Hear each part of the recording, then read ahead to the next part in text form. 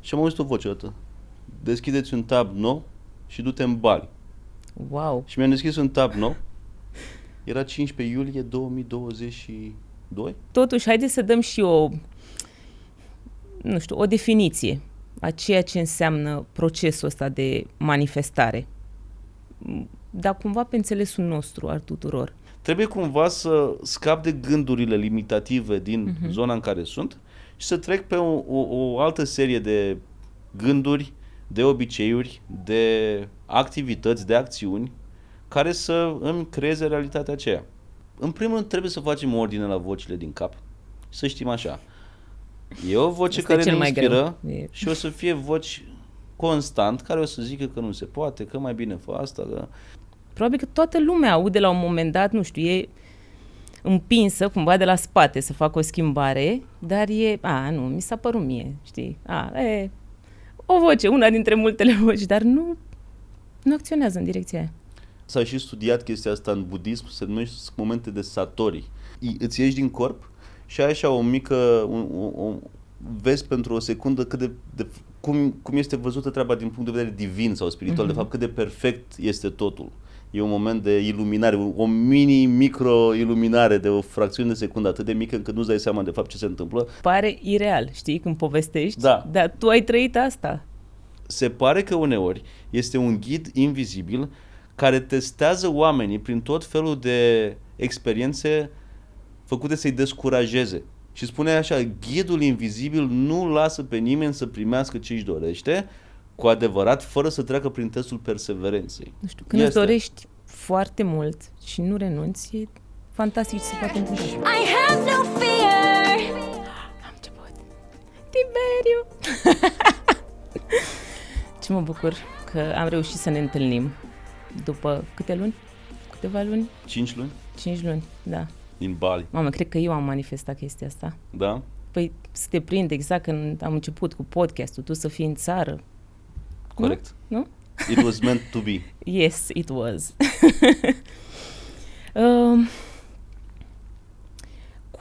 Cum e acasă? Ai vrea să te întorci? Sau...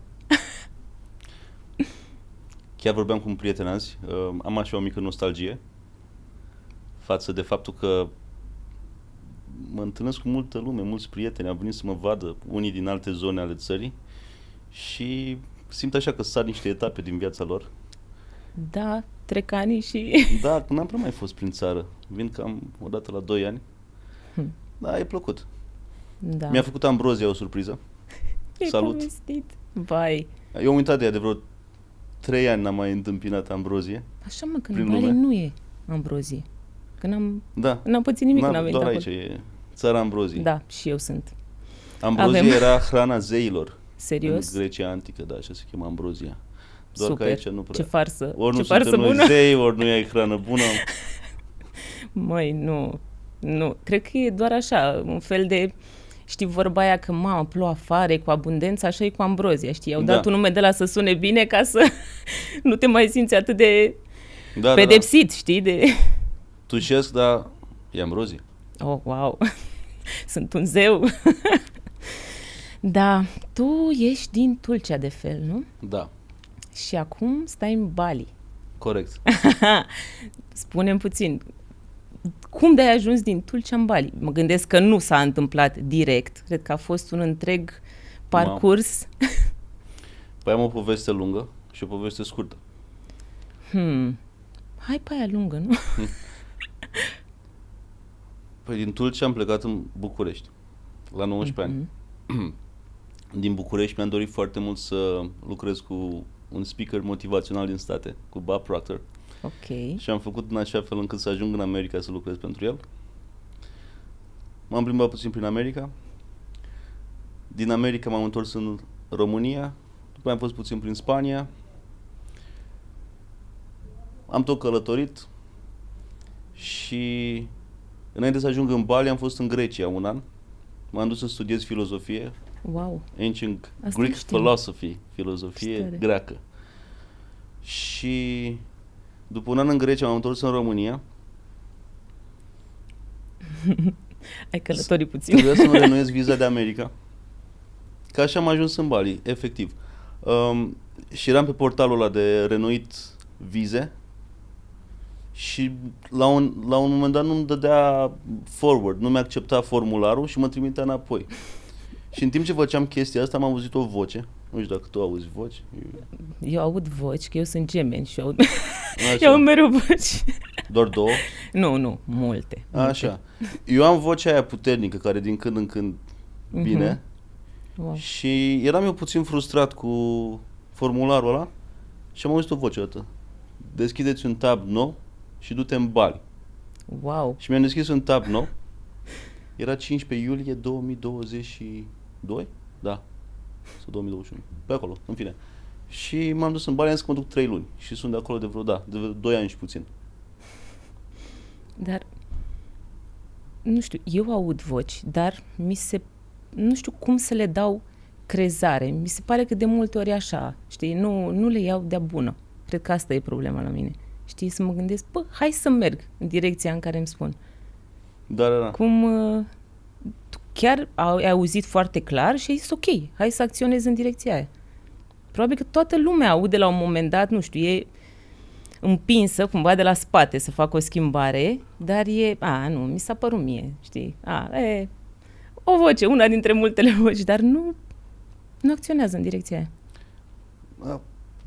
Cred că, așa ca să generalizez vocile, cred că e bine să acceptăm faptul că avem voci în cap și că nu suntem nebuni. Și sunt voci diferite și șoptesc sau vorbesc mai tare și vor chestii sau nu vor chestii. În cazul meu personal, se întâmplă și s-a întâmplat ca de câteva ori în viață să am câte o voce puternică care să-mi spună o chestie anume, să spună fă asta. Și dacă o urmez, treaba iese, dacă nu o urmez, tot trebuie să o urmez la un moment dat. Deci, până la urmă, tot faci lucrul ăla, da. chiar dacă tu opui rezistență, tot în punctul ăla ajungi, dar mai greu. Ceva de genul, da. Așa că mai bine îmi asum riscul și îi dau de la început. De obicei vine și cu un risc. Dar ce crezi că sunt vocile astea? Cum le-ai... Cred că avem o parte mai adâncă în subconștient, conectată poate cu drumul nostru în viață sau destinul nostru sau scopul nostru și din când în când vine cu niște sincronicități, vine cu niște cuvinte, vine cu niște impulsuri și mai mult de atât nu știu ce să zic, pentru că chiar consider că e o parte din mine înțeleaptă, poate mai aproape de divin și e o parte care mă ghidează. Deci ai ascultat vocea în mai multe ocazii și te-a dus unde trebuia și cumva așa ai prins încredere, nu? Că ceva de genul. Altfel, de unde să știi? Știi? Oamenii stau de obicei, e prea riscant. Stai să fac altul o chestie de genul ăsta ca să încerc și eu, să văd cum e. Da, cred că în principiu nu avem foarte multe resurse sau spațiu, nu se oferă spațiu în viață în care pur și simplu să învățăm ce se întâmplă în sinea noastră. Trăim foarte mult în lumea exterioară care vrea chestii, care tot timpul ne ține în priză, care tot timpul ne ține într-un anumit film și nu prea știm ce să facem cu ce este în sinea noastră sau în capul nostru și de foarte multe ori poate ne temem să ne exprimăm sau să căutăm niște răspunsuri, că e ceva de genul wow, să nu cumva să creadă lumea sau să nu cumva să fiu nebun sau mai știu eu ce. Eu am avut o experiență în clasa 7-a, am făcut peritonită când îți... Ok, da, știu. Da, apendicele și așa. Și de obicei trebuie să te operezi foarte rapid. Eu am stat cu peritonită 3 zile. Pentru că Tulcea, oraș mic, nu era medic și am avut ceea ce se poate numi, să zicem, mai acolo, mai încolo am aflat, un fel de near-death experience. După vreo zi eram într-o stare foarte gravă, cu febră, cu dureri foarte mari. Da, știu că doare foarte tare. Cum ai reușit să stai 3 zile? Efectiv m-am luptat. Wow. A fost destul de greu. Și după aia mai stat o lună jumate în spital. 2 săptămâni la terapie intensivă, încă 2 pe un salon special de septici și încă 2 săptămâni pe salon normal. Dar ce mi s-a întâmplat? Am avut o experiență spirituală. Din toată durerea pe care o aveam, am mers într-un loc unde n-am mai simțit durere, am simțit un sentiment pe care nu știu dacă să-l zic în românește sau cum să-l zic, de bliss, de... Da, de liniște, pace, de liniște, ceva bucurie extaz, profundă. Da. ceva de genul. Și am simțit că am comunicat cu ceva, nu neapărat verbal, și am înțeles niște chestii. Am înțeles că există o lume spirituală, am înțeles că aș fi putut să rămân acolo sau să mă întorc, am avut de ales și am ales să mă întorc. Și interesant că am mai stat încă aproape 2 zile cu durerea aceea, mi-a revenit instant. Și când m-au pus pe masa de operație, aveam o brățărică la mână, nu știam ce, avea o cruce egipteană. Și eu tot timpul mă rugam la ea când mi-era rău. Și a vrut asistenta să mi-o dea jos și am spus, nu-mi dați jos, vă rog, nu dați jos brățara, că o să mor dacă mi-o dați jos. Și nu mi-a dat-o jos, a zis, ok. Și mai încolo, după ani de zile, am aflat că este de fapt crucea zeiței Isis și reprezintă cheia vieții și it's a protection for life, o protecție pentru viață și zic, uite mă ce chestii, cum s-au legat chestiile. Da. Ideea e că după aia am ieșit din spital și am început să văd altfel lumea și viața. Eu eram super zero spiritual, eram super ateu și chiar făceam niște dezbateri în clasă cu proful de religie vis-a-vis de ce religia noastră e ok și nu cea catolică e ok, sau de ce zeii antici nu erau, de ce ei n-aveau dreptate și aveam noi. Pentru că observam foarte multe chestii mai puțin morale care se întâmplă între biserică și oamenii de rând și eram puțin, hai să schimbăm treaba. Și după aia am ieșit din spital și mă gândeam, wow, ce s-a întâmplat cu mine, văd puțin altfel totul și n-am zis nimănui, pentru că mă gândeam să nu cumva să, nu știu, că lumea să nu mă ducă la nebuni sau ce ți se întâmplă. Să nu fie ceva în neregulă cu mine. Și erai destul de micuț, adică tânăr la vremea aia și cu atât mai mult putea să pară ceva. Și nu aveam, și cu siguranță foarte mulți care am crescut în România, nu aveam un terapeut sau o persoană care să ne ghideze. Acum dacă ai un copil și trece printr-o experiență de genul ăsta atât de traumatizant într-un fel și dureroasă, după aia ne gândim, păi stai așa, ce s-a întâmplat în mintea lui, hai să mergem la un terapeut, hai să așa, pe vremea ce... Vremurile noastre erau altfel. Da? Hai, la școală. Da, mi se pare puțin trist că trebuie să trecem prin astfel de experiențe ca să avem astfel de revelații. Știi? Da. De obicei nu se întâmplă când stai tu fericit la plajă și pam, dintr-o dată, wow, înțelegi viața, înțelegi că e mai mult decât ceea ce vezi, înțelegi că nu este doar despre a satisface poftele. Da. Și... E interesant ce zici. Mai am momente din când în când. Total random. Nu știu cum să spun random. Întâmplător. Total întâmplătoare. Poți să mergi pe stradă și s-a și studiat chestia asta în budism, se numește momente de satori. Și ce înseamnă este că efectiv te scoate, îți ieși din corp și ai așa o mică, vezi pentru o secundă cum este văzută treaba din punct de vedere divin sau spiritual, de fapt cât de perfect este totul. E un moment de iluminare, o micro-iluminare de o fracțiune de secundă atât de mică încât nu-ți dai seama de fapt ce se întâmplă, dar te scoate puțin din filmul ăsta, din viața de zi cu zi, care e gata, am de făcut chestii și stres și muncă și să le arăt eu cine sunt și... Da, chiar mă amuză că ai vorbit despre satori. Am citit despre asta și voiam la un moment dat să-mi tatuez acest cuvânt.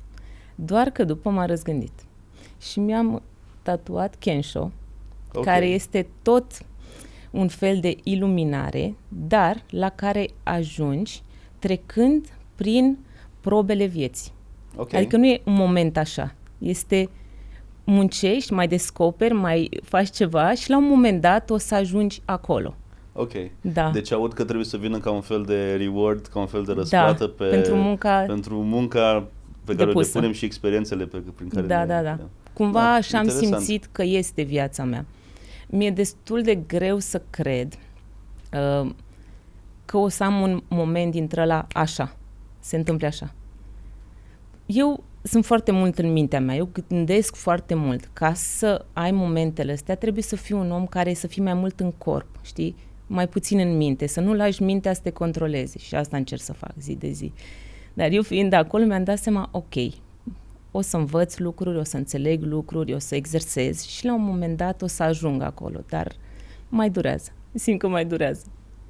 Da, mi se pare foarte ok, atâta timp cât Sunt ok cu asta, adică nu mă... avem un model care funcționează și ne oferă fericire și scop și semnificație în viață. Mi se pare super ok. Plus că înțeleg că nu este despre acel moment, știi, destinația finală. Este tot parcursul. Asta e partea interesantă a lucrurilor. Da.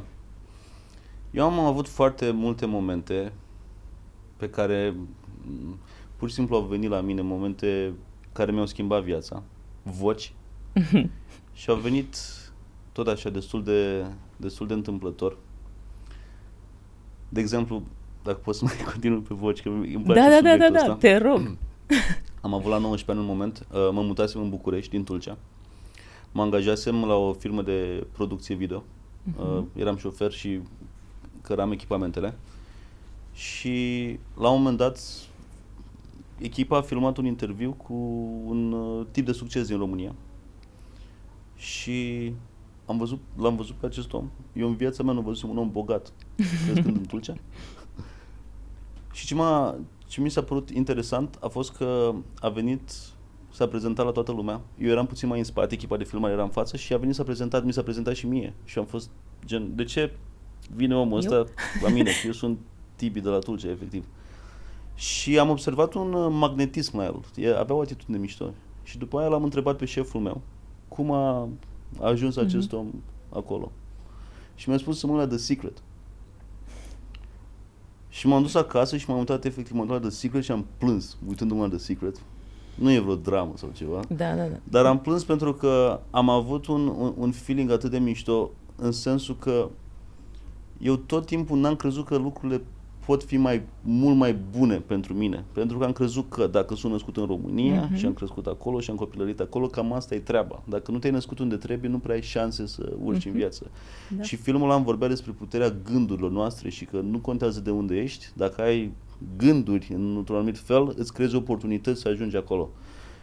Și apoi am, vis-a-vis de voci, că acum ajung la momentul de voci, că au fost mai multe voci, am cumpărat un program de-al lui Bob Proctor. Era un program digital, costa $200 pe vremea aia, salariul meu era undeva la 300, ceea ce... Și era un produs digital, eu ca român, care torentam tot timpul și luam dischetă, tot timpul de pe Nu, era îl downloadai. Ok. Și eu viața mea nu plătisem ceva să downloadez pe vremea. Eram așa gen, mamă, atâția bani și stau să și downloadez. Și nu primeai ceva palpabil, știi? Primeai doar o informație? Exact. Dar eram așa, mamă, dacă funcționează chestia asta, că am văzut The Secret, e așa un intro și după aia a venit omul cu programul. Da. El fiind cumva în spatele acestui film. Și mi-a plăcut foarte mult de el și avea o reputație de 50 de ani în domeniul de dezvoltare personală. Eram foarte atras de el. Era un fel de mentor pentru mine. Și am luat programul ăla. Și în program spune că trebuie să setezi niște obiective care să te entuziasmeze și să te și sperie în același timp. Da. Și apoi îmi dădea un exercițiu să-mi fac o listă, ce-mi doresc să atrag în viața mea, ce doresc să se întâmple în viața mea. Și în timp ce făceam o listă, vreau să mă mut într-un loc mai frumos, vreau să-mi iau o mașină, aveam niște obiective de genul ăsta, am avut o voce în cap care a spus, mamă, ce mișto ar fi ca acest om, Bob Proctor, să vină în România și să predea informația asta în România, că noi efectiv avem atât de multe, suntem atât de smart și de ambițioși, dar avem niște limite în minte. Avem multe resurse, dar blocate aici. Da, e puțin și cultural, știi? E un pic și cred că și comunismul și ne-au închis cumva. Exact. Zic, mamă, ce mișto ar fi să vină omul ăsta să dea aici o lectură. Și după aia m-am gândit ce mișto ar fi să mă duc eu în state și să lucrez pentru el. Și am avut vocea asta în cap și după aia a venit o altă voce și a spus, da, dar e imposibil, n-ai cum, n-ai nicio șansă. Și în momentul în care am auzit dialogul ăsta în capul meu, mi-am dat seama, mamă, despre asta vorbește omul ăsta în programul ăsta. Pentru o secundă ne vine un gând inspirat și în secunda a doi vine alt gând care zice, da, frate, da, ai 19 ani, cine ești tu? Ești de la Tulcea, nu poți. N-ai bani, n-ai experiență, n-ai aia. Who do you think you are? Cum zice neamț. Wow. Știm. Și am zis, despre asta vorbește. E un vis care te și sperie, nu știi cum să-l faci, dar te și inspiră, te și entuziasmează. Și l-am scris acolo, zic, vreau să fiu pe scenă cu Bob Proctor în România. Vreau să lucrez pentru el în America. Vreau să... Dream big. Exact. Și faza interesantă este că un an mai târziu eram pe scenă cu el în România și când am împlinit 21 de ani, ceea ce pentru mine efectiv era un scop imposibil la momentul setării lui, la 21 de ani am absolvit cursul lui de... El are un fel de franciză prin care te învăța cum să predai ce predă el la alții. Și de ziua mea, la 21 de ani am absolvit cursul ăsta în Florida. Eu nu știam cum să fac rost de o viză să ajung în America. Și am avut și am luat și prânzul cu el. Eram gen, wow, Dar cum poate trebuie să să-mi întâmple zici lucrurile. cum l-ai adus în țară, adică cum s-a întâmplat asta. Ok, Poți să ieși varianta scurtă, e ok.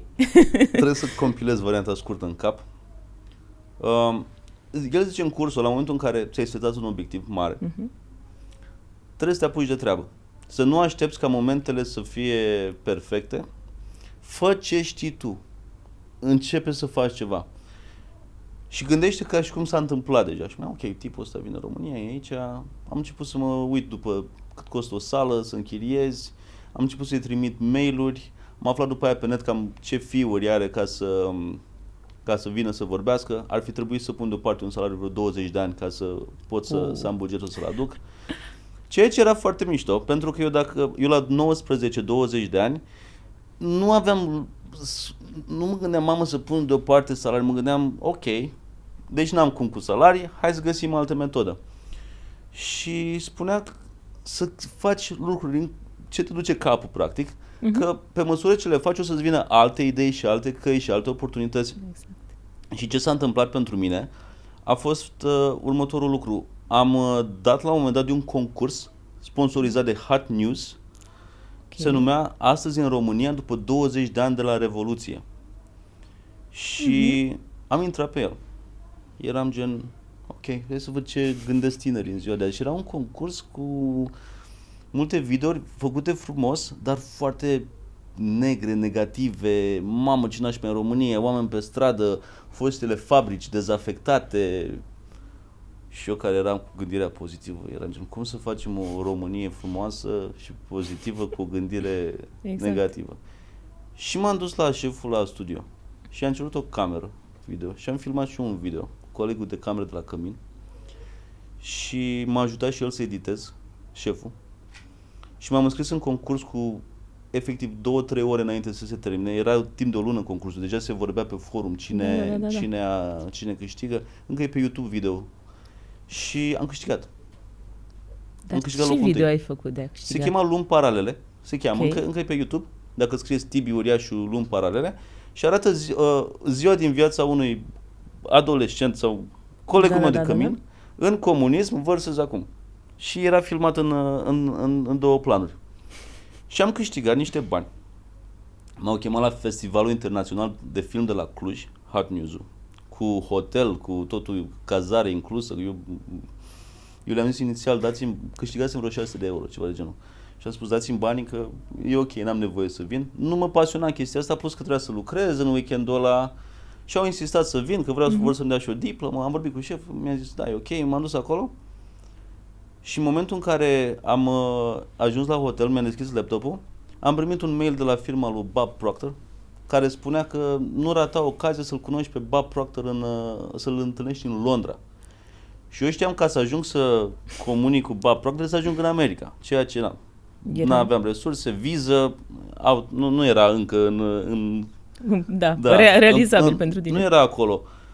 Și când m-am uitat, eram gen, mamă, am fix banii care îmi trebuie.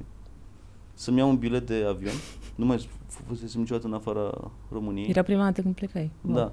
Nu mai stătusem niciodată la un hotel, eram la Cluj, mă uitam, zic, mamă, frate, eram open bar la petreceri cu regizori, eram acolo, mamă. Și era o sală mare și era pe categorii, erau VIP, în față, acolo era vreo 1000 de lire și ăștia de la Tulcea, în spate, la 200 de lire, ceva de genul. Și am avut fix bani să-mi iau și o gazdă pe acolo. Și era un seminar de 3 zile, vineri, sâmbătă, duminică, Eu vineri m-am dus la eveniment și m-am strecurat un pic, i-am dat o scrisoare lui Bob Proctor scrisă de mână. E băgat așa în buzunar, știi? Exact, ceva de genul, în care scria: domnul Proctor, eu sunt Tiberiu din România, te rog să vii în România, We need you. Hai să salvăm România. Cam asta era marketingul meu pe vremea aia. Și sâmbătă mă gândeam că el o să vină pe scenă și o să zic că mi-a scris acest tânăr din România această scrisoare, sunt impresionat și o să mă duc în România. Ceea ce nu s-a întâmplat. Nu mi-a scris. Mamă, și eram sâmbătă seară, stăteam în hotel acolo, aveam o cameră foarte dubioasă de hotel. Creepy, efectiv. Că atât mi-am permis. Cu un buget redus, normal. Da, mamă, dar era așa, mă uitam să nu fie Căutai fantomele. Și stăteam și mă gândeam, zic, mamă, n-a răspuns baba, asta e singura mea șansă să vorbesc cu el să vină în România, ce mă fac? Și a început iar o voce în mintea mea să zică: duminică dimineața era un mic dejun VIP cu persoane din față de acolo, cu nobili. Și era zic, mamă, ce mișto ar fi fost să fiu și eu VIP, pentru că aș fi avut breakfast VIP cu Bob Proctor și aș fi reușit să vorbesc și eu ca lumea, să vorbesc cu omul, că altfel nu prea interacționam, că nu prea aveam voie. Și apoi altă voce din cap a zis: hei, nu e așa că tipul ăsta te-a învățat tot weekendul că tu ești VIP-ul vieții tale, că tu ai potențial infinit, că da. Mamă, și atunci am zis așa: mamă, mă duc mâine dimineață peste VIP breakfast. Și dacă mă opresc, Și o să vorbesc. zic: păi sunt un Efectiv. VIP, asta m-a învățat Bob. Exact. Sunt aici. Efectiv, cum zice asta, mamă? Când eram mici, ziceam, m-am dus la petrecere, m-am atârnat la petrecere. Zic, efectiv, Asta nu e de la noi din zonă. zic, mă atârn la breakfast. Și îți dai seama, conflict în mintea mea, da, dar o să te dea afară, nu e ok, se supără, altă parte, da, dar este singura ta șansă, fă-o pentru tine, fă-o pentru țara ta. Deci, mamă, deci tu îți doreai foarte mult asta. Se întâmplă. Da, 100%, pe asta era. Că nu era despre tine personal, era despre noi, despre țara noastră. Ce putea să aducă bun acolo? Wow, Da, chiar mă motiva. Era o chestie gen... Chiar mă motiva, despre asta era vorba în viața mea atunci. Și să-mi dovedesc, chiar funcționează ce predă omul ăsta. Și m-am dus dimineața la VIP breakfast. Cu o seară înainte mi-am pregătit niște întrebări mai dichisite, așa, de nu le predă în seminar, să nu mă duc chiar cu mâinile în buzunar. Am ajuns la Hilton Metropolitan London. Era un lobby foarte mare unde era breakfast-ul ăsta cu bufet. Am trecut peste tipul de la intrare cu strategia umerilor ridicați și da, ca și cum erai de acolo. Da, nu știu, poate am fost așa invizibil o secundă sau VIP. Și m-am dus direct la Bob Proctor și am spus: domnule Proctor, în primul rând nu sunt VIP, nu vreau să mănânc nimic, eu eram să nu deranjez. Exact. Zic, stau și eu într-un colț acolo, am și o întrebare pentru dumneavoastră. Și omul mi-a spus: da, nicio problemă, stai jos. Și m-am așezat lângă el la masă, la VIP breakfast, cu toată lumea de acolo. Și am vorbit cu el, i-am pus întrebări, i-am spus că vreau să vin în România, că na. Și după breakfast a venit la mine și a spus: auzi, tu ești din România, mai ce tânăr, interesant ești tu, cum ai venit tu aici? Mi-a pus niște întrebări și îmi spune: vreau să te pun în legătură cu avocatul meu, că mai este un băiat român care stă în state și el vrea să mă aducă în România și poate colabora și așa. Și uite așa, am luat legătura cu avocatul lui și cu omul din state și am fost project manager pe Bob Proctor în România 2009 și după aia am ajuns să lucrez pentru el mi-am făcut acel curs și după aia am lucrat și în echipa lui din Arizona pe coaching, pe vânzări, vis-a-vis de voci și vis-a-vis de ce se întâmplă în mintea noastră și cum ne limităm și cum ne inspirăm. Și chiar cred că în fiecare dintre noi este o voce a inspirației, o voce care comunică automat chestii mărețe. Cred că avem impulsul ăsta ca oameni în noi, doar că este mai puternică vocea asta, care nu este vocea adevărului, o voce care zice: da, mă, dar n-aia, pe care dacă stai să o iei așa la bani mărunți, cum s-ar zice, nu e reală. E doar pare reală, atâta tot. Da. De fapt, sunt fricile noastre care ies la suprafață.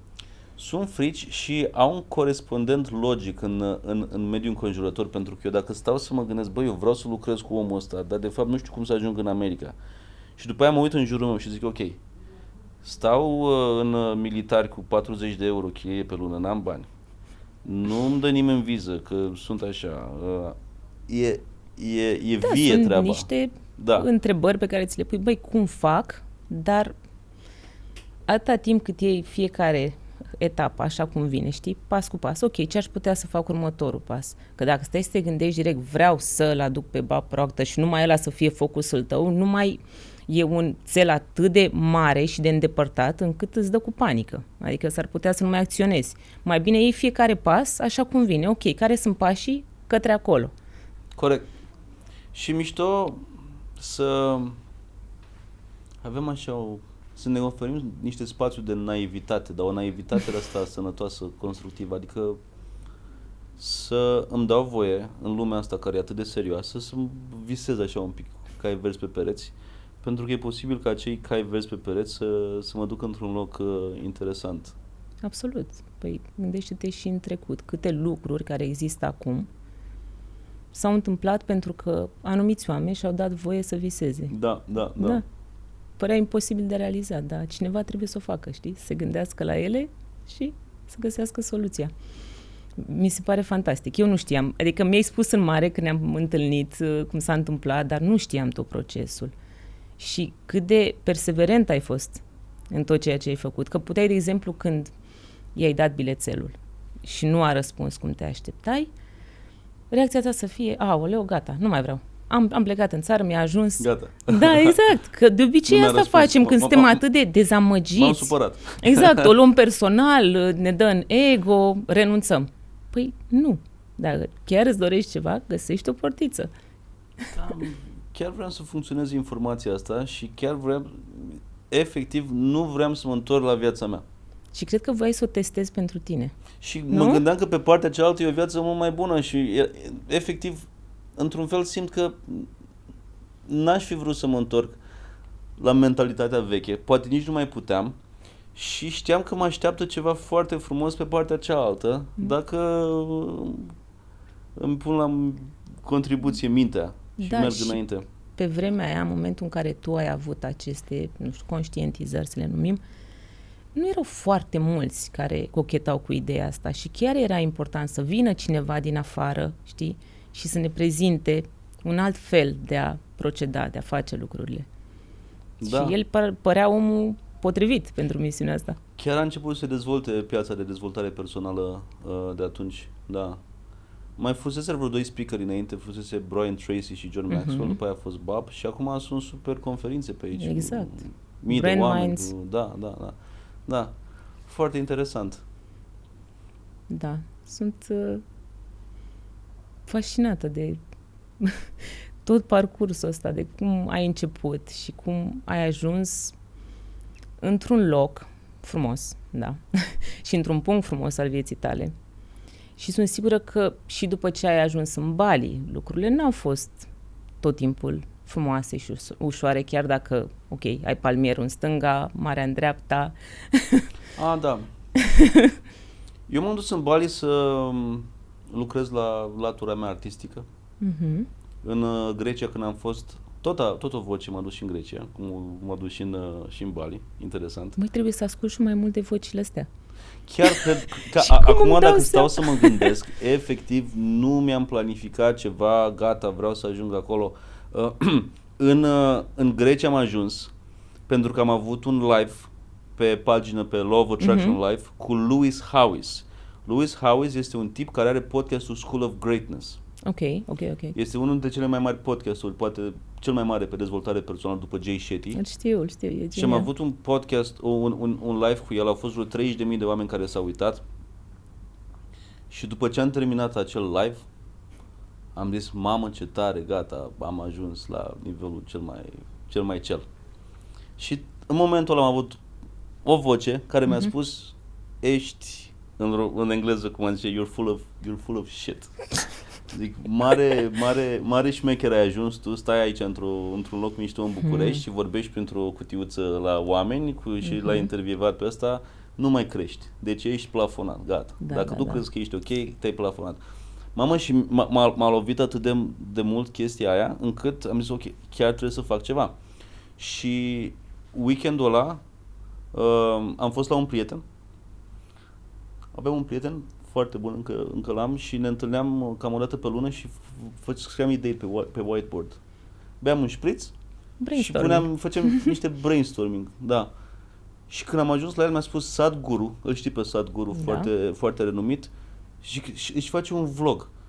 Și-a încheiat o rulotă și se duce în America, singur, și și-a făcut vlog și l-am văzut pe Sadhguru, am intrat pe YouTube și avea 2 episoade și îi se stricase ceva la mașină, se chinuia sigur, avea și ochelari de soare de ăsta mai de Matrix, așa. Și zic, uite un om care are 60 ceva de ani, care este foarte solicitat, face o grămadă de chestii în lumea asta și își permite să-și acorde spațiu, să facă ceva. Nu. Și zic, ok. După aia m-am dus la munte, weekendul ăla, am stat cu un program de lui Jordan Peterson, care îți pune foarte multe întrebări. Și am zis, ok, mie îmi place să studiez, îmi place să cresc, îmi place să interacționez cu oameni foarte înțelepți. Zic, mă duc în Grecia și studiez Grecia antică și m-am dus singur acolo. Ceea ce a fost destul de în afara zonei mele de confort, pentru că nu cunoșteam pe nimeni acolo, dar efectiv s-au întâmplat niște chestii magice și în Grecia. Și în Grecia am făcut o școală de actorie, am visat o chestie, după aia o altă poveste așa. Și de acolo am ales să plec în Bali, să lucrez la niște alte laturi de ale mele. Că eu sunt mai mult pe analitic.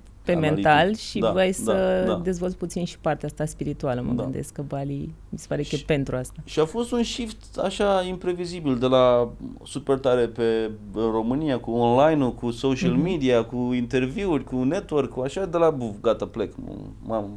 N-am. Și așa am pățit și cu Bob Proctor, cum am ajuns să lucrez în echipa lui de coaching și de vânzări în Arizona. Am făcut cursul lui la 21 de ani de francizor pe ce predă el. M-am întors în țară, am început să fac seminarii, să țin seminarii aici. La 21 de ani m-am urcat frumos la crăvătuță, ne acopeream, că aveam coșuri, ne acopeream. Și vindeam cursurile. Și într-o zi, după un curs, m-am dus acasă și eram obosit și am avut așa o realizare că vorbesc foarte mult din poveștile altora și că povestea mea abia a început și că parcă mai am ceva de făcut. Și am avut o intuiție care mi-a spus, uite-te la filmul, se cheamă în engleză The Pursuit of Happiness, cu Will Smith, în căutarea fericirii. Dar intuitiv mi-a venit, nu-mi recomandase nimeni filmul, nu știu de unde auzisem de el, dar și era și 12 noaptea.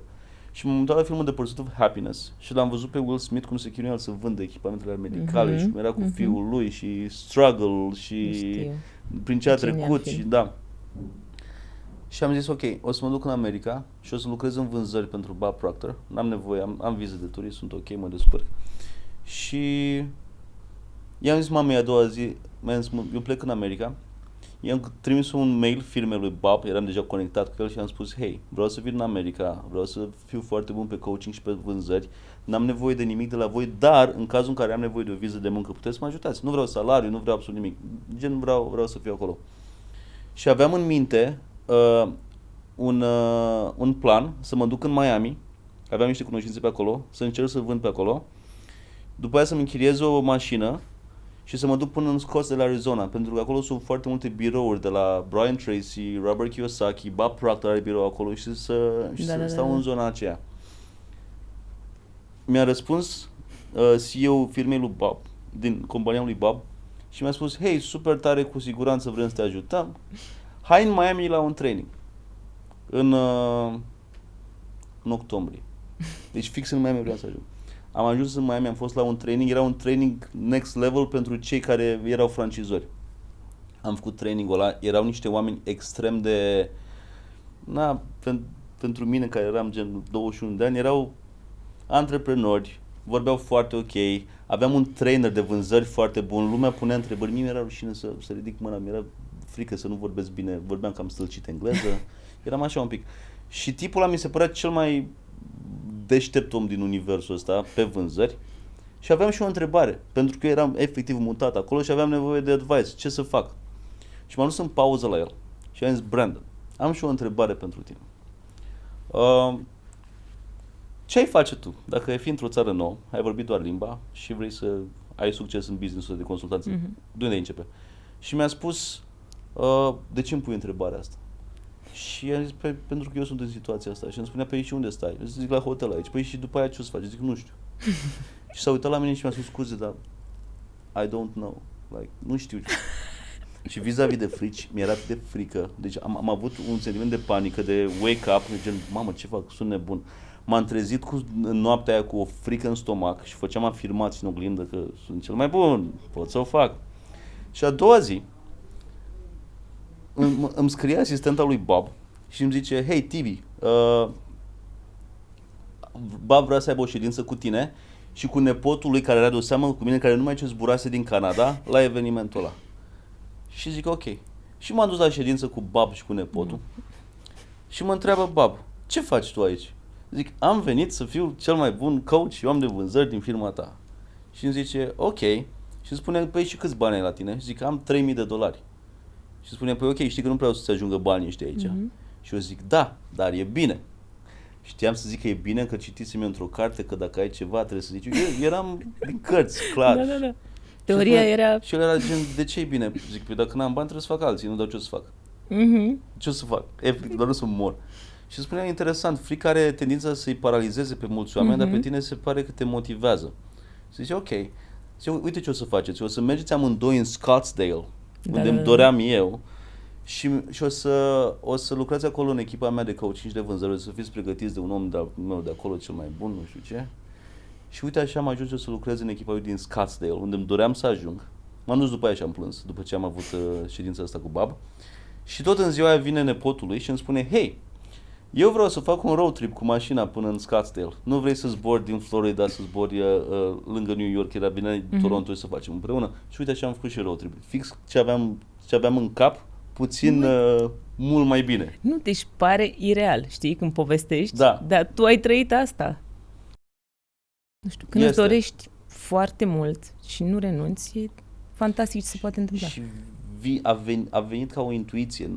Uite la filmul ăla, n-a fost ceva foarte logic, ceva prestabilit. La fel și cu pagina Law of Attraction Live. Eram în Scottsdale, lucram cam cu 80 oameni pe zi, one-on-one, și am avut la un moment dat, făceam o meditație de-a lui Bob și am avut la un moment dat o viziune, zic, vreau să ajungem la 1 milion de oameni cu informația asta, care să îți dea un wake-up, să te trezească puțin, să crezi că mai mult e posibil.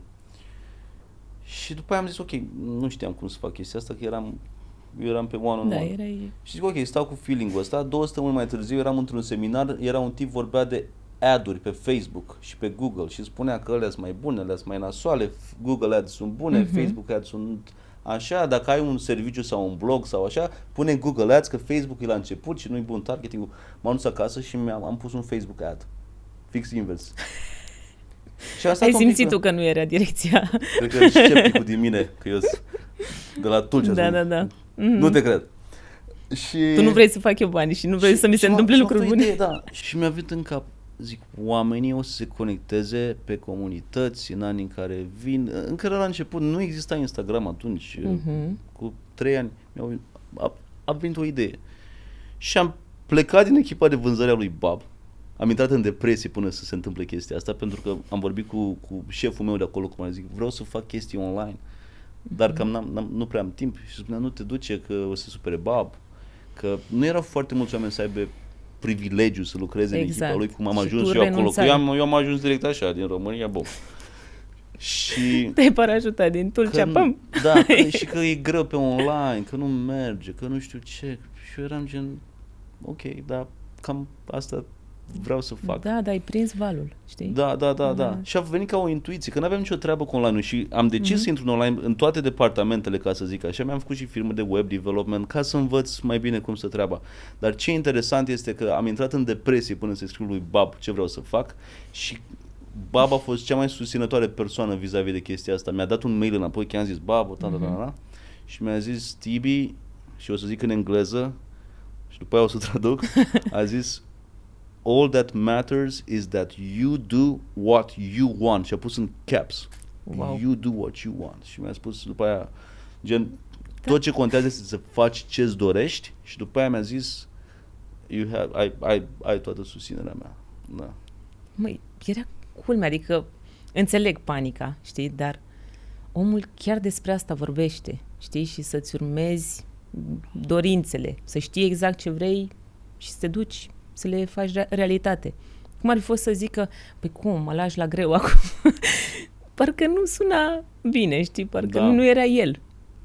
Dar Da. cred că era mai degrabă, ce ți-au zis cei din echipă, era mai degrabă dorința lor de a nu pierde oameni. Nu cred că avea nicio legătură cu Bob.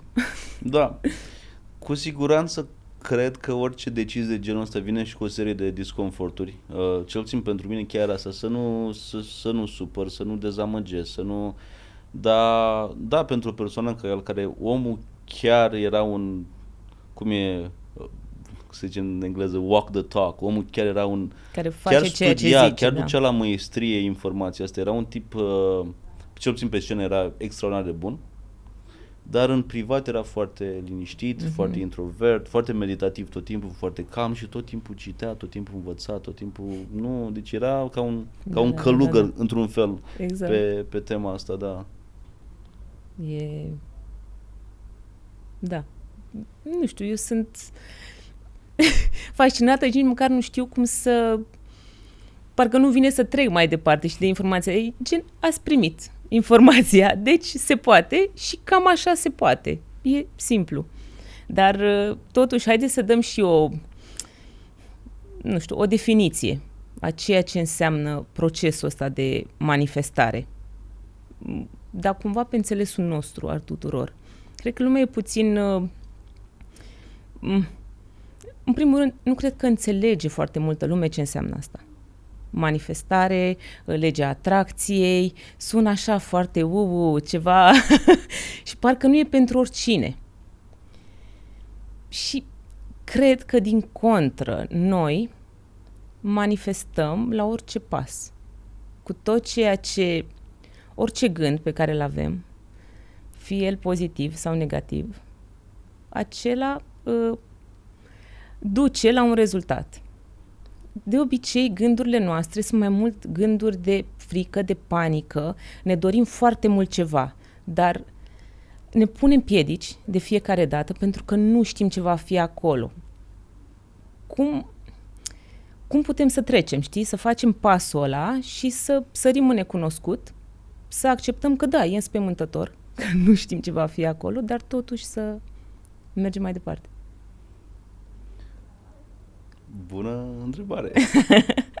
În primul rând, nu există o definiție clară la ce înseamnă manifestation sau manifesting. Eu m-am înscris la un masterat acum în UK și le-am scris un eseu care se cheamă Nevoia unei perspective academice pe manifestare. Pentru că nu există o definiție clară și toți se ceartă că sunt celebrități cum ar fi Conor McGregor, Jennifer Aniston, Jennifer Lopez și vorbesc de manifestare gen 100%. Și sunt antreprenori care spun nu, că nu există, că de fapt e vorba doar despre muncă și strategie și de ce mă la masteratul ăsta ca să avem mai multe studii, mai multe chestii clare și o definiție clară care poate să împace lumea puțin.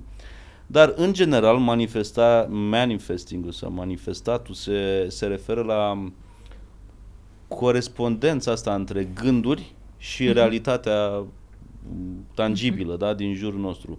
Și într-adevăr, dacă gândim într-o anumită direcție, o să avem tendința să ne îndreptăm spre acel lucru și să cumva să scoatem din noi niște resurse care să ne ajute să facem acel lucru. Sau e ca un GPS. E ca și cum avem un GPS în minte și în momentul în care ne gândim la o chestie foarte mult și constant, cumva ne setăm acel Google Maps care ne duce acolo. Și totul devine un fel de călătorie a eroului. Pentru că, cum văd eu manifestatul, este așa, ok, dacă eu sunt aici și vreau să trec la un alt nivel în viața mea, să am mai multă prosperitate financiară, să călătoresc așa, trebuie cumva să scap de gândurile limitative din zona în care sunt și să trec pe o altă serie de gânduri, de obiceiuri, de activități, de acțiuni care să îmi creeze realitatea aceea. Cam așa văd eu manifestatul ca o definiție. Apoi, dacă vrem, în primul rând trebuie să facem ordine la vocile din cap. Să știm așa. E o voce care ne inspiră și o să fie voci constant care o să zică că nu se poate, că mai bine fă asta. Că... Și acolo trebuie puțin să ținem niște spațiu pentru noi, încât să nu ne dăm bătuți. Asta mi se pare foarte, foarte important, pentru că o să vină obstacole. Este o carte, se cheamă Think and Grow Rich, de la idei la bani în România, de Napoleon Hill. Este cartea pe care Bob Proctor a citit-o zeci de ani și toți speakerii mari vorbesc despre ea. O carte scrisă acum 100 de ani. Și zice în cartea aia, e o carte foarte bună, tipul a intervievat 500 dintre cei mai de succes oameni pe vremea aia și a pus o filozofie. E o carte, a scris-o 20 de ani, a scris la ea. Wow. Și e un capitol despre perseverență în acea carte. Și vorbește mult despre viețile celor de la Hollywood care s-au luptat să ajungă stars și antreprenori și spune în cartea aia, foarte, foarte, foarte frumoasă definiție, spune că se pare că uneori este un ghid invizibil care testează oamenii prin tot felul de experiențe făcute să-i descurajeze.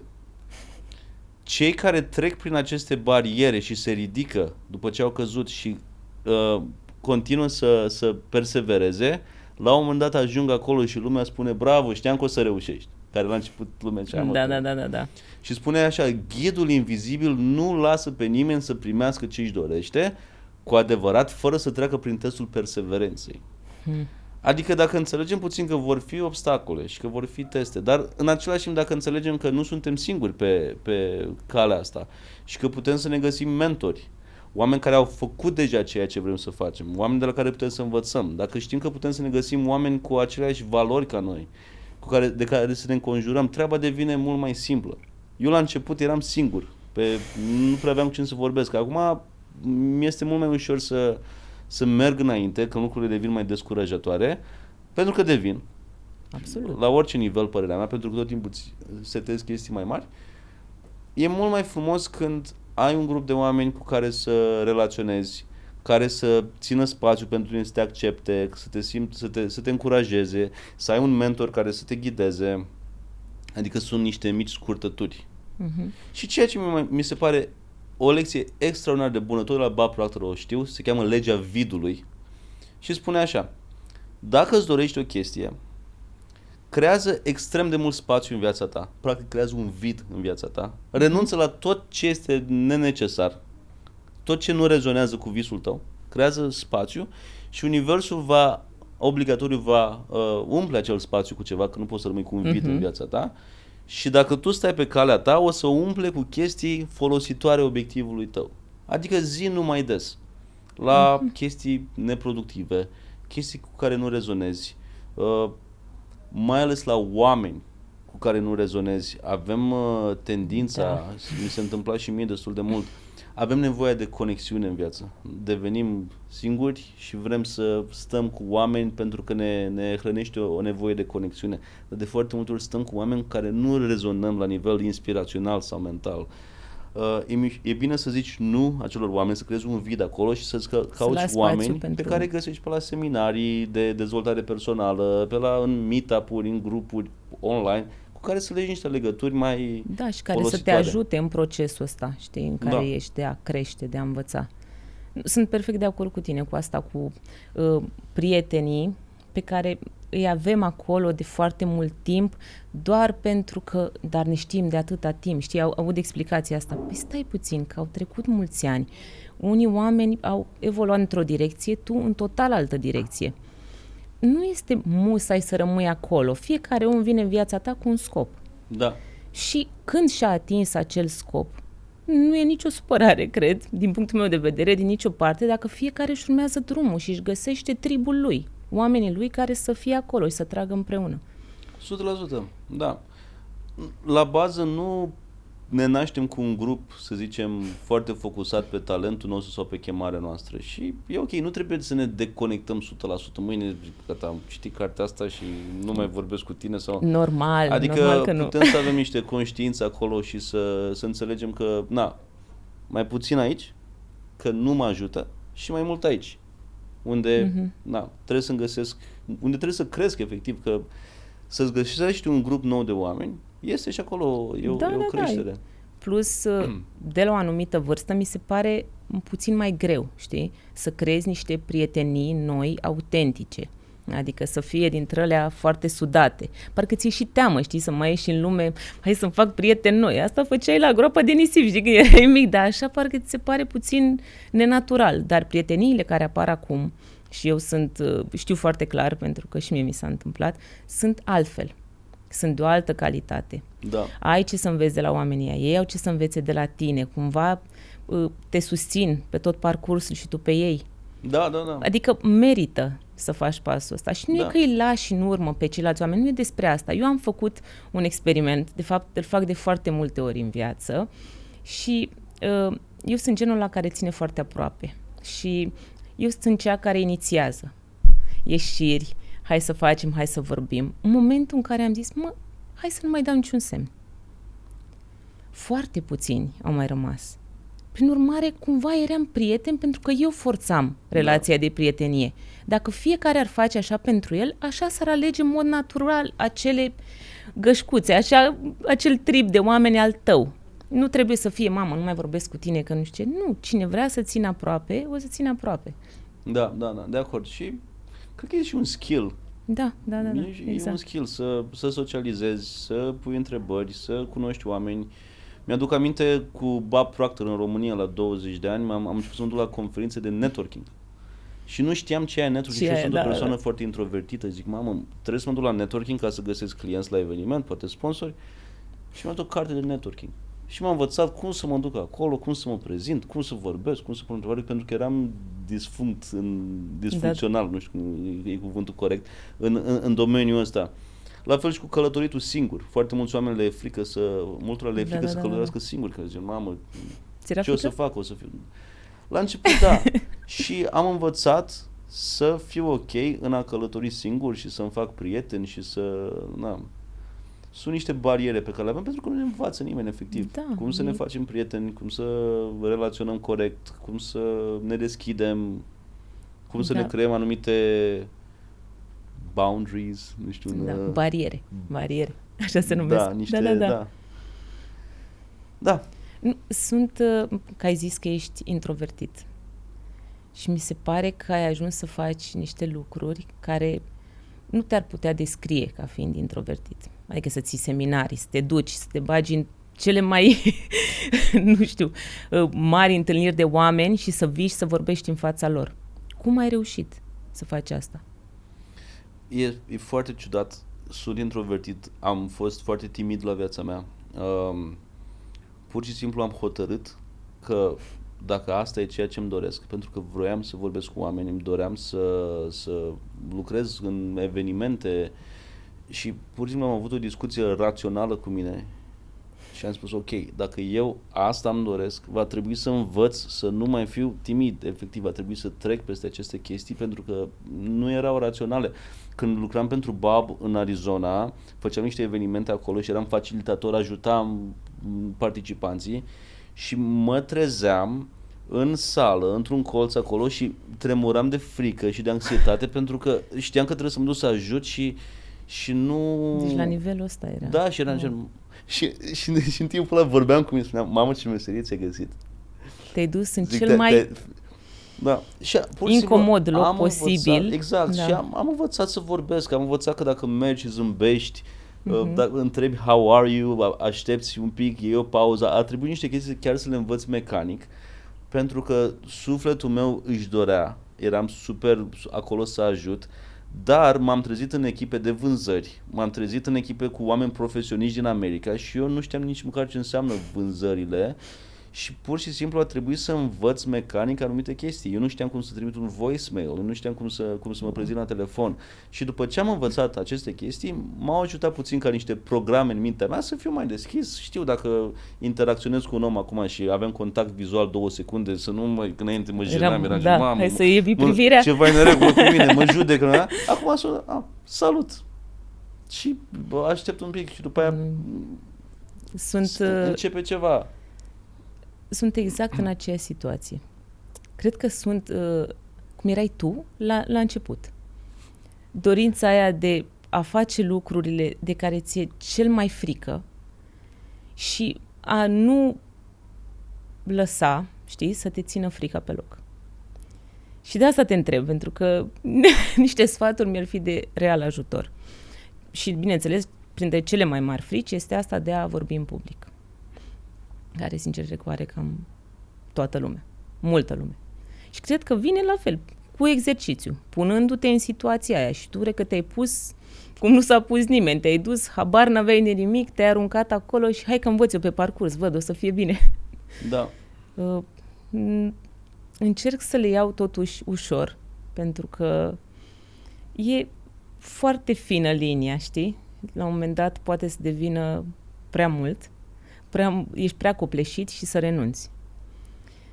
Înseamnă că trebuie să-mi găsesc o țintă foarte bine stabilită. Un punct acolo, un vis al meu, de la care să nu mă abat. Și să mă țin de el, indiferent ce apare, și să înțeleg că, de fapt, toate obstacolele care apar sunt parte din proces. Adică nu este că, mama, a apărut un mic inconvenient, renunț, înseamnă că nu e să fie. Nu! Păi cum te testezi că îți dorești cu adevărat ceva dacă nu dai de mici piedici? 100%, da. Și acolo e creșterea. Proful meu de actorie din Grecia era un tip din Boston, dar stătea în Grecia, totul era în engleză. Spunea așa, de multe ori trebuia să făceam niște scene și trebuia să vorbim, efectiv, ce avem de vorbit. Și nu prea ieșeam în față pe scenă. Și spunea proful, nu ieșiți pe scenă pentru că nu sunteți pregătiți. Dacă ați fi repetat de 100 de ori acasă, wow, v-ați fi îmbulzit să fiți primii, să vorbiți, să-mi arătați cât de ok sunteți. Și asta mi se pare o chestie foarte, foarte înțeleaptă, să te pregătești.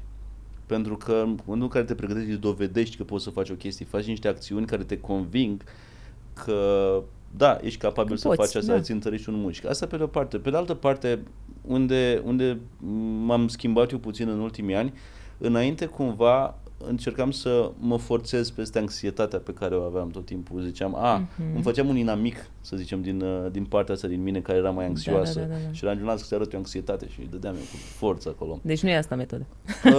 E o metodă, funcționează. Da. Ce fac eu acum, pentru că îmi doresc să am așa o viață mai pe flow și pe bunăstare internă, am învățat să stau să-mi ascult aceste părți mai fricoase sau mai anxioase, în loc să le consider niște inamici, să mă lupt cu ele prin pregătire sau prin curaj sau așa. Zic, ei, salut partea anxioasă din mine. Adică să fii blând cu tine, ce cumva. Faci? De ce? Ce s-a întâmplat? Că te duci să ții speech. Zic că, hei, nu suntem în clasa 5-a când inspectorii de la școala numărul 11 au venit și se uitau urât la tine și ție ți-era frică că o să te judeci și că o să iei o notă mică. Nu suntem acolo. Mergem să ținem un speech. Ne place chestia asta. Suntem safe. Suntem ok. Adică de ce ai nevoie ca să mergem împreună înainte? Și am învățat să iau aceste voci și să le tratez ca fiind niște lucruri importante și să mergem împreună acolo, versus lasă că și mi se pare un lucru frumos, pentru că am de învățat și părțile astea fricoase și anxioase au niște lucruri înțelepte de zis și e bine să fie văzute și ascultate și înțelese. Da, și exact asta, să fii blând cu tine și să-ți înțelegi toate stările, toate anxietățile și să nu încerci, mamă, de ce le am, trebuie să le dau în cap și să vin eu să trec peste ele. Nu, e ușor. Mai treci peste ceva, da? Nu te duci și te arunci neapărat în gura leului, nu vorbești nimic cu tine, lasă că-ți demonstrez eu că pot. Păi, de ce trebuie 100%. Să fie ori așa, știi? Când am făcut 21 de ani și am luat acel prânz cu Bob Proctor în Florida, l-am întrebat, Bob, care este secretul succesului tău? Pentru că faci treaba asta de 50 de ani, ești în top de 50 de ani, ai o reputație și nu e așa ușor să o ții. Și mă gândeam că are vreo afirmație secretă, vreo mantră, vreo chestie. Și a spus așa, sunt două chestii, a zis că mă trezesc de dimineață și mi-a spus, învăț și fac ceva semnificativ pentru obiectivul meu în fiecare zi. Și după aia mi-a dat o definiție, mi-a spus așa, devenim măreți nu făcând chestii mărețe din când în când. Devenim măreți făcând chestii mici cu o atitudine măreață în fiecare zi. Și mi-a spus, studiază în fiecare zi, cunoaște pe tine. A spus, singura problemă pe care o avem ca oameni este lipsa de cunoștință, ignoranța. Și mi-a spus, ignoranța se vindecă prin studiu. Sunt total de acord cu tine. Da. Și cam asta era secretul lui. Te fi așteptat să fie ceva, exact cum ai zis. o mantră sau o frază care într-o dată să lumineze totul și să... Da. Dar... Mi se pare că creștem cu ideea asta, că oamenii care au succes au ei vreo schema lor, vreun talent ascuns, vreo chestie pe care oamenii de rând nu au. Dar, de fapt, dacă stai să te uiți un șir de activități și de procese și de obstacole și de succesuri și de eșecuri și acolo ajung. Da. Perseverență zi de zi, în lucruri mărunte și să știi foarte bine ce vrei. Da. Mi-a plăcut la un moment dat, a dat Mel Robbins o definiție a manifestării și a zis că e de fapt despre a-ți învăța creierul și sistemul nervos să creadă în ceva ce nu există încă. Da. Cumva tu vorbești cu tine, da? Tu ai discuții cu tine, exact cum ai zis. Îți vine un super gând, mamă, vreau să fac asta, vreau să rup lumea. Și după vine gândul ăla de, mi-e frică, stai că nu o să iasă, dacă nu o să fie de succes, dacă nu o să se întâmple nu știu ce. Și să-ți înveți creierul, da, să aleagă ce este benefic pentru tine. Și să fii foarte sincer cu tine și ceea ce vrei. Nu de multe ori ne este frică să ne dorim prea mult. Pentru că ni se pare că nu e realizabil. Și suntem așa, să trăim și azi, știi? De multe ori cam asta e atitudinea. Să fiu sănătos, să fiu nu știu ce. Nu, ce-ți dorești cu adevărat? Că așa cum au reușit alții, așa poți să reușești și tu, știi? Eu nu am auzit în 12 ani de școală în Tulcea, da, în școală și în liceu, nu am auzit niciodată pe cineva să mă întrebe un profesor, să-mi zică orice îți dorești poți să atingi sau... Nimeni, adică nu am învățat nimic clar despre potențialul meu, despre cum ar trebui să îmi înțeleg gândurile, emoțiile, corpul, despre cum ar trebui să îmi gestionez banii, despre cum ar trebui să-mi construiesc relații semnificative, despre cum ar trebui să-mi creez un vehicul de bunăstare, de un business. N-am învățat niciodată chestiile astea.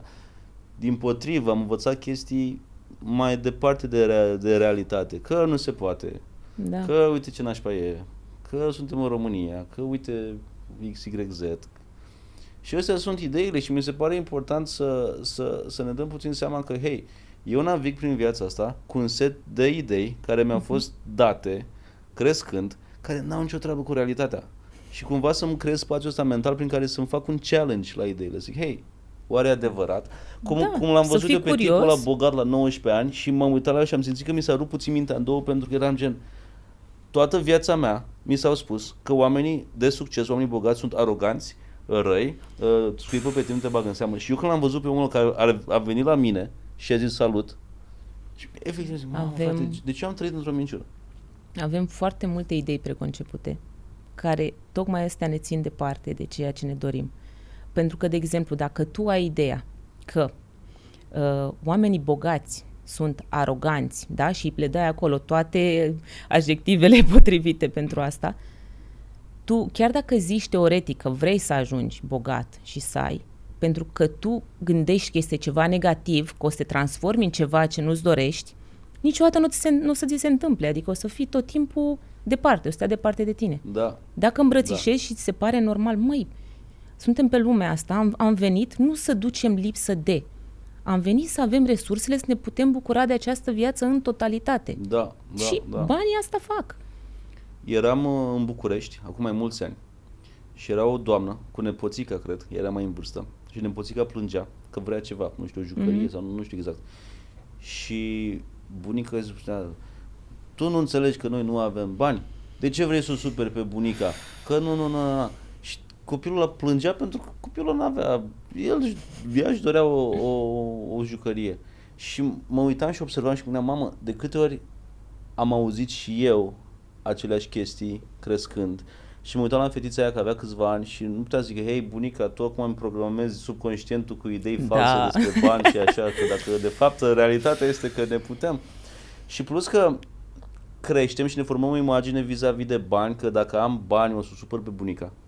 Exact. Și cumva subconștient nu vreau să o supăr pe bunica și cumva s-ar putea să mă mut departe de oportunități financiare ca să rămân în zona asta de a fi un om ok, un om de treabă, un om care iubit, onorează mentorii și tot așa.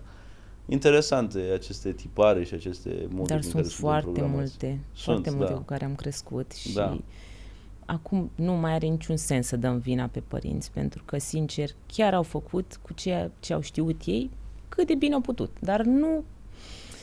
Acum, noi analizând, ne dăm seama, mamă, uite, pe aia o am de la mama, pe aia o am de la tata, aoleu, bunica nu mi-a dat, la școală n-am fost, cum ai zis tu, că nu ți-a zis nimeni niciodată că tu poți să faci orice în viață. Deci îți zic sincer, asta era dorința mea, da? Și mi-am dat seama că m-a afectat foarte mult. Eu aveam nevoie de afecțiune dintre aia profundă în care cineva să mă ia, când stau eu random pe canapea, să vină la mine să-mi zică tu poți să faci orice. Și nu trebuie, adică să primești o laudă pentru că pur și simplu ești pe planeta asta sau să zică că te iubesc fără să trebuiască să faci ceva. Corect, da. Asta am suferit foarte mult că nu s-a întâmplat, dar nici ei la rândul lor nu au primit de la părinților și poți să înțelegi acum, dar fără să vrei, ai fost afectat și cumva ai de datoria ta să le vindeci și să nu le dai mai departe. Da. Cred că asta e. Da, și poți să faci un fel de joc din asta, gen, ok, ia uite cum am trăit până acum. Da, exact. Acum am niște lucruri de învățat despre mine, niște lucruri să de nu mai văzut, vedem dramatic ce s-a întâmplat. Niște lucruri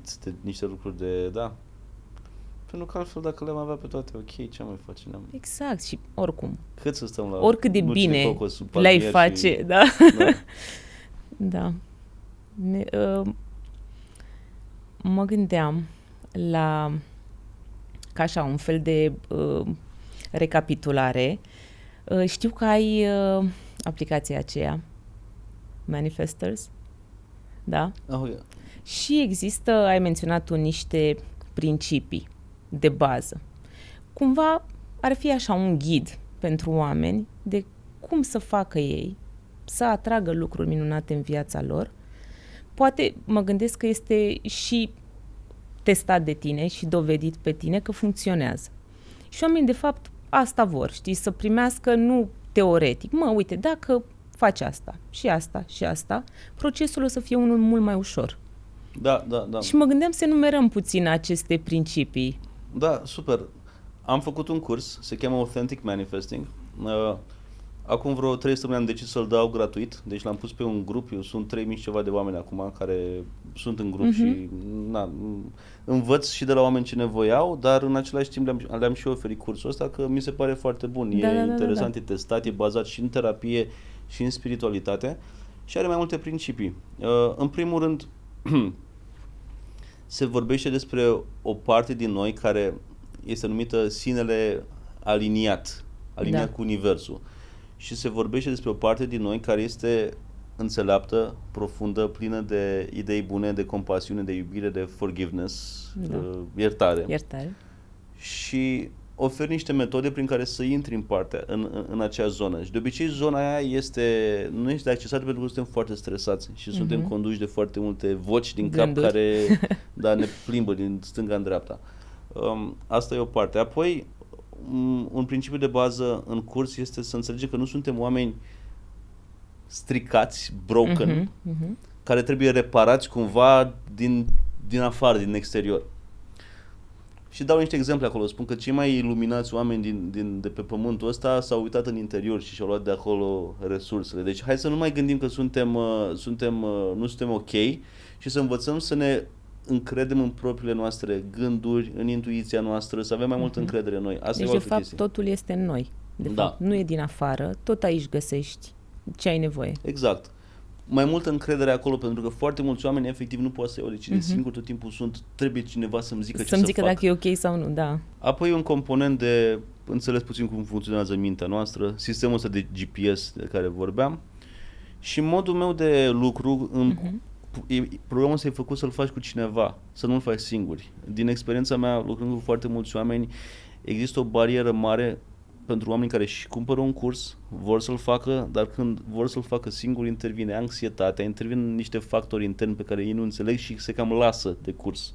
Da. Și îl recomand să-l faci cu o persoană safe, zic acolo, cu care să te simți... Un prieten apropiat, nu știu, cineva din familie. Exact, da, și sunt și niște guidelines acolo.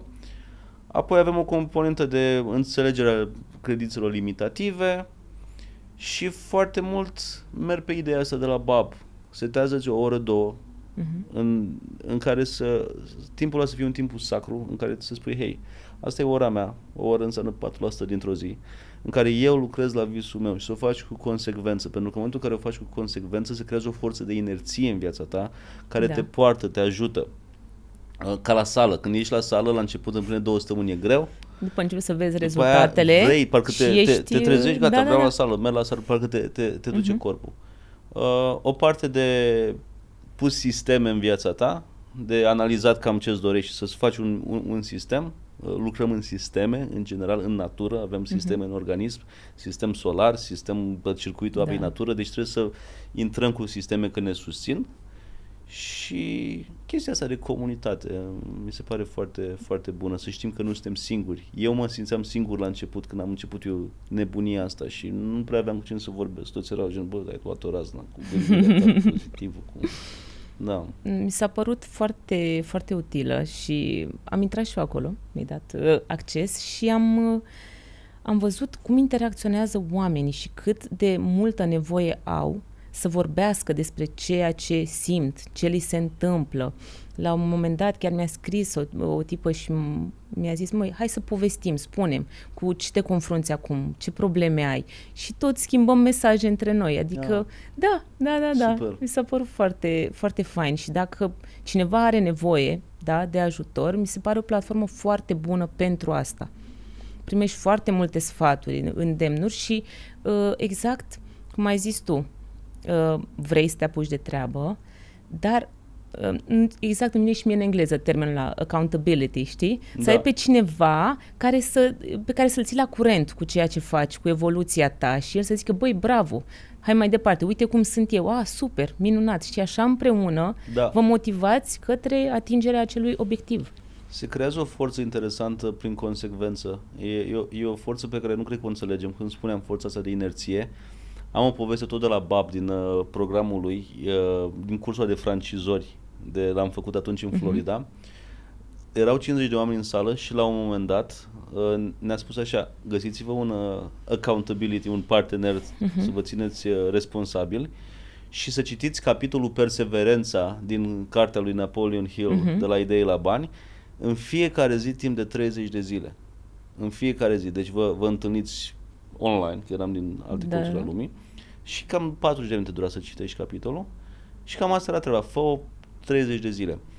Și din 50 de oameni, 25 de perechi, doar două echipe au reușit. Echipa, colegul meu din Elveția și eu, și încă o echipă care și locuiau împreună și tipa era fost pilot de avioane de luptă F-16 și un alt training. Super karate black belt cu sparge 200 de cărămizi și așa. Și efectiv să stai cu cineva 40 de minute în fiecare zi timp de 30 de zile nu este ușor. Chiar dacă activitatea în sine este ușoară și foarte mulți oameni au zis, bă, nu s-a întâmplat o zi, am ratat o zi, dar după ce am făcut 30 de zile cu partenerul meu, am mai stat încă 90 de zile, am mai făcut chestia asta și după aia am făcut chestia asta timp de vreo 2 ani.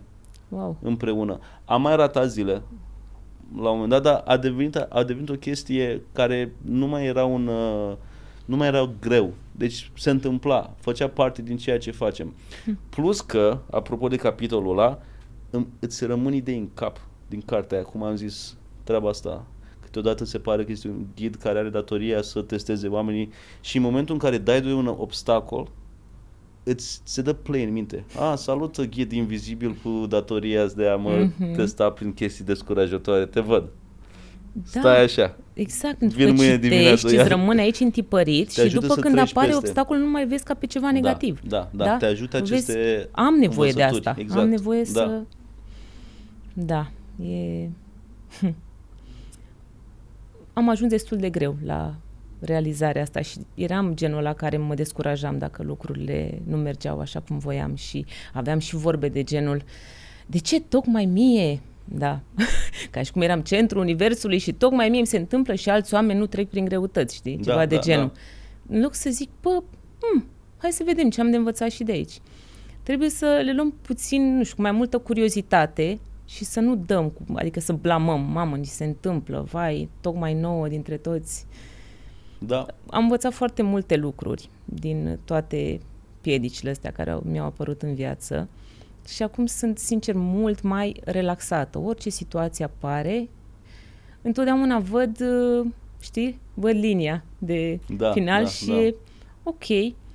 Am încrederea că o să fie chiar mai bine ceea ce urmează. Și mi-e foarte ușor să renunț la ceva dacă văd că nu, de exemplu, o situație care apare și zic ok, gata, mergem mai departe. Nu mai am de-astea să stau cu mintea, să le rumec de 1000 de ori, dar de ce, dar de ce nu, dar de ce... Sunt curios cum a fost experiența după Asia Express. Pentru că acolo ți-ai depășit multe frici și ai trecut prin foarte multe chestii provocatoare. Cum a fost acest joc mental vis-a-vis de e foarte greu, aoleu, am nevoie de o pauză? Cum ai gestionat aceste gânduri? Te referi după ce m-am... În timp ce? În timp ce, da. Zic sincer, când eram acolo, nu aveam timp să îmi las mintea să o ia razna. Și am înțeles de fapt că acele frici pe care le ai sunt aici. Da? Majoritatea fricilor pe care le avem sunt doar în mintea noastră. Ne e frică de lucruri care probabil nu se vor întâmpla niciodată. Dar noi facem un scenariu atât de elaborat, renunțăm în a mai face lucruri care chiar ne aduc plăcere și împlinire de frică să. Și acolo am înțeles, pentru că era, ok, aveam program, ne trezeam în fiecare zi cam la aceeași oră. Avem de făcut asta, nu mai stai pe gând, trebuie să car nu știu cât, 50 de kg în spate, bine, exagerez, 25, cărăm, nu mai contează, mergem. Trebuie să intrăm acolo, să luăm nu știu ce șerpi, lighioane, toate cele, le luăm.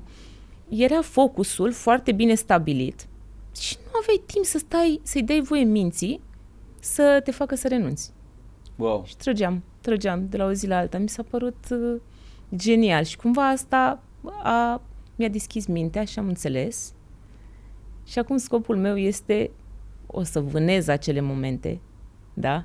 Wow. De care mi-e maxim frică, de care îmi dau panică totală și acolo mă duc. Ok.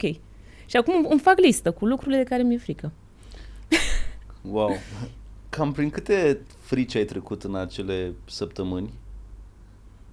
Comparativ cu frici prin care treceai înainte în viața, să zicem, cotidiană? Sincer, nu le-am simțit atât de mult ca frici. Adică, nu, am făcut o grămadă de lucruri pe care știu sigur, că și vorbisem înainte, vorbeam acasă despre ce n-am face, ce am face, Da. Și erau foarte mult care eu niciodată în viața asta. Când am ajuns acolo, nici nu mă gândeam, pam, hai, ce facem? De unde sărim? Cum? Toate se întâmplau. Și eram, ok, nu vreau să-mi trăiesc viața așa, știi? Să las tot timpul mintea să mă dea înapoi de la lucruri pe care mi le doresc. Wow. A fost genială experiență. Și o recomand recomand oricui. Sunt curios și cât de mult a contat faptul că ai avut o persoană safe lângă tine care să te susțină și pe care să o susții. Mi-am dat seama, cred că după ce m-am întors, că e extrem de important să ai persoană safe. Și cred că de asta a fost o experiență atât de frumoasă pentru amândouă, pentru că era sora mea, da? În ea aveam maximă încredere.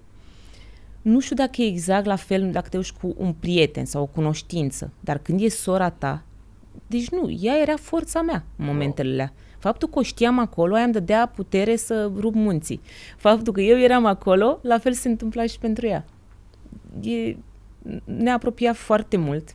Am înțeles despre noi tot ce habar n-aveam, pentru că noi n-am petrecut atât de mult timp împreună. Da, ea s-a căsătorit foarte repede, după eu am plecat o perioadă în Spania, după aia am întors, am stat la Pitești, a fost așa un dute vino și de curând ne-am apropiat, dar nu în contextul ăsta de maximă adrenalină, de stres, de... Da. Și acum au ieșit în noi niște lucruri la care nu ne așteptam, adică ne-am certat, am țipat, dar ce-mi plăcea era că de fiecare dată, în fiecare seară, ne puneam capul pe pernă, ne ceream scuze și încercam să înțelegem de ce am reacționat așa. Încercam să ne dăm seama, cum putem să facem mai bine. Nu ne ieșea aproape deloc, pentru că, îți dai seama, e ceva nou. Nu știi că ai problema asta. după ce m-am întors, m-am dus frumos la terapie și am zis, uite aici, ce s-a întâmplat, asta e lista. Să vedem de unde vine, din ce frici, din ce temeri. Eu aveam chestia asta în cap, că trebuie să fac totul perfect, că nu există să pierzi, și eram critică și cu mine și cu cei din jur. Da. Și chestia asta crea un conflict foarte puternic între noi, dar suntem bine. Chiar foarte tare. Ne-am înțeles fiecare de unde venea ce și asta a ajutat să ne consolidăm relația. Foarte frumos. Da. Ce pot să extrag din ce ai zis e că mă gândesc puțin la ce zicea Bab pe legea vidului, gen erai doar pentru lucrul acolo, nu făceați chestii non-esențiale. Exact. Și focus la ce este în fața ta, ce venea ca activitate în fața ta, focus acolo și persoana, sora ta cu care împreună ați creat acea camaraderie și ați mers împreună și v-ați și ajutat și în momentele grele cumva v-ați ajutat să vă înțelegeți. Foarte tare. Foarte inspirațional. Chiar a fost inspirațional. Chiar s-au derulat foarte multe lucruri de atunci și în bine, zic eu. Sunt mândră că am trăit împreună experiența asta și cred că a fost extrem de benefică pentru amândouă, și pentru mine și pentru ea. Îți mulțumesc foarte mult. Și mă bucur foarte mult că ne-am văzut și sper să ne vedem, la următorul podcast, o să vin eu în Bali și facem acolo. Parcă aș vrea niște palmieri, foarte frumos și aici, bineînțeles, dar așa să bată briza în spate, nu? Și niște nuci de cocos. Da. Sau schimbăm decorul. Da, mulțumesc mult. Mare drag. Și unde te poate găsi lumea? Pe Law of Attraction Live? Law of Attraction Live pe Instagram. Și... unde ai 5 milioane de urmăritori. Mi-e place asta cu urmăritori. Deja îmi imaginez 5 milioane de oameni care te fugăresc. Știi? Cum sună, știi? Nu chiar, dar suntem destul de mulți acolo. Avem acolo niște live-uri. Content. Tiberius Live este Instagramul meu personal. Putem să ne vedem și acolo și dați-mi un mesaj pe Tiberius Live și ținem legătura. Dacă pot să ajut cu ceva, cu drag. Te rog, chiar și eu o să scriu, că mai am niște întrebări pentru tine. Sigur, cu drag. Dacă v-a plăcut episodul de astăzi, nu uitați să dați un like, un subscribe și aștept comentariile voastre, să-mi spuneți ce subiecte v-ați dori să abordăm în cadrul acestui podcast, că mi se pare important să vorbim despre lucruri care sunt de interes pentru voi. V-am pupat, ne vedem data viitoare! I don't need you.